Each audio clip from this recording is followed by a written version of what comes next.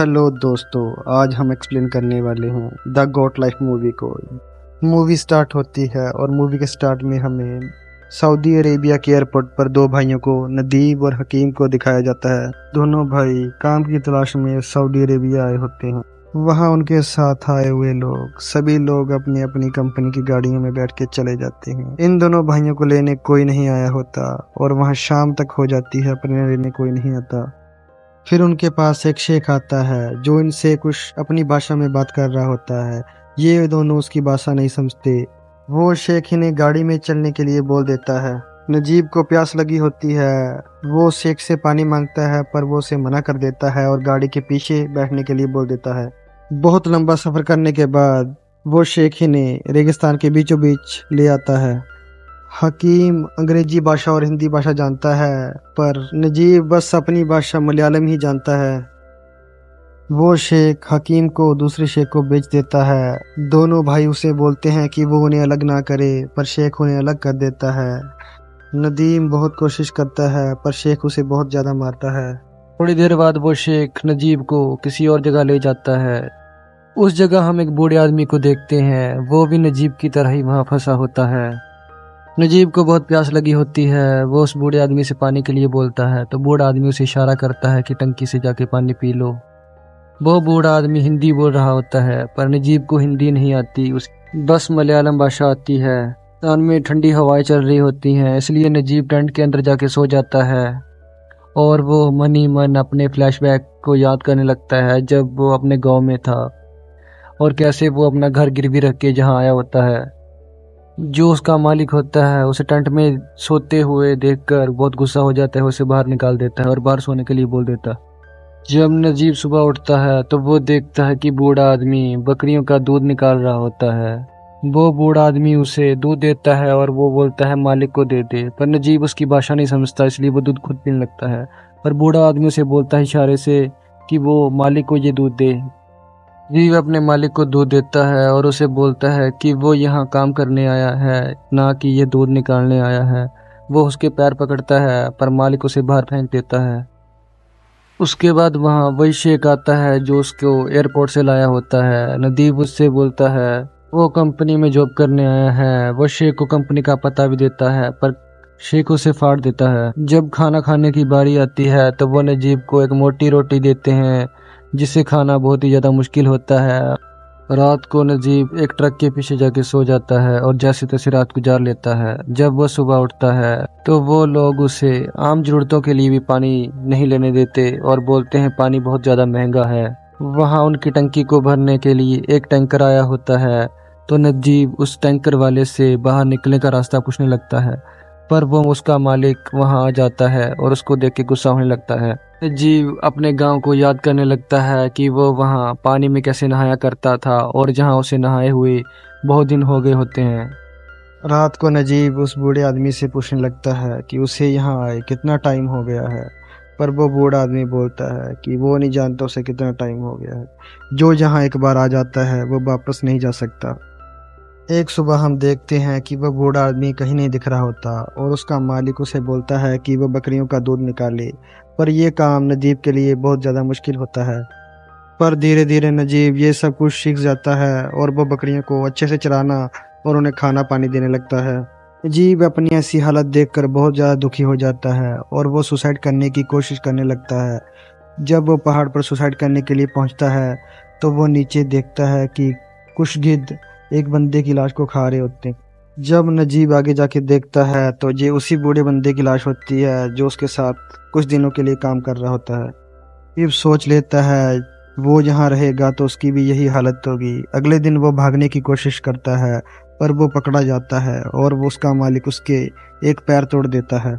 नजीब को वहाँ काफ़ी टाइम हो जाता है। एक दिन वह बकरियाँ चरा रहा होता है तो वहाँ बारिश शुरू हो जाती है और वो जाकर एक गुफा में थोड़ी देर के लिए बैठ जाता है। उसे एक कोने से बहुत ज़्यादा आवाज़ आने लगती है। जब वो आगे जाकर देखता है तो वहाँ उसका भाई हकीम होता है। नजीब और हकीम एक दूसरे से मिलते हैं और हकीम उसे बताता है उसे भी बहुत ज़्यादा टॉर्चर किया गया है। वहाँ दूर एक कार खड़ी होती है। तभी हकीम बोलता है कि उसका मालिक आ गया है और वो वहाँ से चला जाता है। दिन हकीम जब आता है तो उसके लिए एक चिट्ठी पत्थर के नीचे रख देता है। नजीब चिट्ठी को पढ़ता है, उसमें लिखा होता है कि जहां हकीम काम करता है वहां एक आदमी इब्राहिम है जो उनकी मदद करने के लिए तैयार हो गया है। वो यहाँ के सभी रास्तों को जानता है। एक दिन नजीम, हकीम और इब्राहिम तीनों मिलते हैं और प्लान बनाने लगते हैं। जहां इब्राहिम उन्हें बताता है कि उनके बड़े मालिक की बेटी की शादी है, जहां उस दिन सभी जाएंगे और हम उस दिन वहां से भाग सकते हैं। दिन भी आ जाता है जब नजीब का मालिक उस शादी में चला गया होता है। सबसे पहले नजीब नहाता है और अपनी बकरियों को चारा देता है और उनसे बोलता है कि वो अब जहाँ से जा रहा है और यहाँ कभी नहीं आएगा। नजीब, हकीम और इब्राहिम सभी वहां से निकल जाते हैं। उन्हें चलते चलते दिन से रात हो जाती है और उन्हें बहुत ज़्यादा प्यास लगी होती है। वो वहां देखते हैं कि एक बंदा अपनी भेड़ बकरियों के साथ आराम कर रहा होता है। तो इब्राहिम सोचता है कि वो उससे से पानी मांगने जाएगा। वो बंदा इन सभी को देखकर इन पर गोलियां चला देता है। ये सभी वहां से भाग जाते हैं। रात से सुबह हो जाती है। ये सभी बहुत ज़्यादा प्यासे होते हैं। नदीब और हकीम की हालत बहुत ज़्यादा बुरी हो गई होती है। नदीब जब इब्राहिम से पूछता है कि वो कौन से रास्ते पर जा रहे हैं तो इब्राहिम उन्हें बताता है कि वो रास्ता भटक चुके होते हैं। ये सभी सूरज को देखकर आगे बढ़ रहे होते हैं और हकीम को अल्यूजन होना स्टार्ट हो जाते हैं। उसे दिख रहा होता है कि वहाँ पानी है, पर वहाँ पानी नहीं होता। वहाँ तो मरा हुआ ऊंट पड़ा होता है। ये बस चलते जाते हैं और ये बस थोड़ी देर के लिए रुके ही होते हैं कि वहाँ बहुत सारे जहरीले सांप रेगिस्तान से निकलने लगते हैं। इब्राहिम हकीम को तो खींच लेता है, पर नदीम वहीं फंस जाता है क्योंकि उसका पैर टूटा होता है।